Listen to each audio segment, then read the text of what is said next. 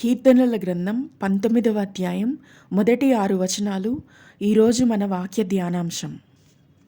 దేవుని కాపుదలను పొందుకుంటున్న దావీదు కృతజ్ఞతతో దేవుని యొక్క ఔన్నత్యాన్ని గురించి వివరిస్తూ ఈ అధ్యాయాన్ని రచించాడు. మొదటి 2 వచనాలు చదువుకుందాం. ఆకాశములు దేవుని మహిమను వివరించుచున్నవి, అంతరిక్షము ఆయన చేతి పనిని ప్రచురపరచుచున్నది. పగటికి పగలు బోధ చేయుచున్నది, రాత్రికి రాత్రి జ్ఞానము తెలుపుచున్నది. ఆకాశంలో ఉన్న వాటిని, అంతరిక్షంలో ఉన్న వాటిని మనం చూసినప్పుడు వాటిని సృష్టించిన దేవాది దేవుని పట్ల మనకు ఖచ్చితంగా భయభక్తులు కలుగుతాయి.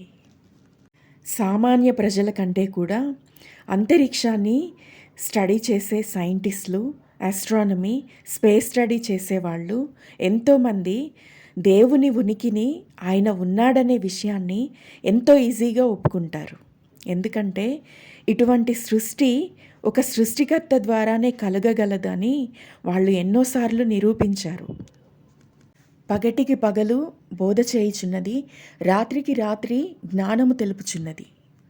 ఈ వాక్యాన్ని మనం అర్థం చేసుకుందాం. భూప్రజలకు పగలు రాత్రులు ఉండడం కోసం దేవుడు ఏర్పాటు చేసిన సూర్యచంద్రులు మనుషులకు ఎంతో మేలు కలుగజేస్తూ ఉన్నాయి. వీటి ద్వారా దేవుడు మనకు సమయాన్ని, ఋతువులను, ఎండను, వర్షాన్ని, చలిని ప్రజలకు దయచేస్తూ ఉన్నాడు. కాలాలు దేవుని వశంలో ఉన్నవని దేవుని వాక్యం మనకు తెలియజేస్తూ ఉంది. మత్తయి సువార్త 5వ అధ్యాయము 45వ వచనం చదువుకుందాం. ఆయన చెడ్డవారి మీదను మంచివారి మీదను తన సూర్యుని ఉదయింపచేసి నీతిమంతుల మీదను అనీతిమంతుల మీదను వర్షము కురిపించుచున్నాడు. మంచిని చెడును, మనుషులలో మంచివారిని దుర్మార్గులను కూడా కలిసి ఎదగనిస్తూ ఉన్నాడు. వారి వారి పనులను ఆయన చేయనిస్తూ ఉన్నాడు.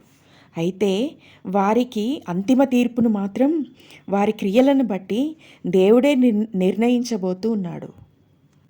ఎందుకని దేవుడు చెడ్డవారిని వారి యొక్క చెడు పనులను చేయనిస్తూ ఉన్నాడు అని మనకు అనిపిస్తూ ఉండొచ్చు. ఎందుకని మంచివారు తమకు రావాల్సినటువంటి ప్రతిఫలాన్ని తగినంతగా పొందుకోలేకపోతున్నారు అని కూడా మనకు అనిపిస్తూ ఉండొచ్చు. అయితే మనము ఇక్కడ ఒక సత్యాన్ని మనం గ్రహించాలి. మనుషులు మంచి చెడులను ఎన్నుకునే అధికారాన్ని వారికి వారే కలిగి ఉన్నారు. మనుషులకు హయ్యెస్ట్ ఫామ్ ఆఫ్ ఫ్రీడమ్ ఉంది. అయితే నిజంగా మనం స్వతంత్రులంగా, సంతోషంగా, సంపూర్ణంగా ఎప్పుడు మార్చబడతాము అంటే దేవుని కుమారుడైన క్రీస్తు మనలను ఈ యొక్క మంచి చెడు రెండిటి వలన కలిగే బంధకాల నుండి విడిపించినప్పుడే మనం నిజమైన స్వతంత్రులంగా మార్చబడతాము.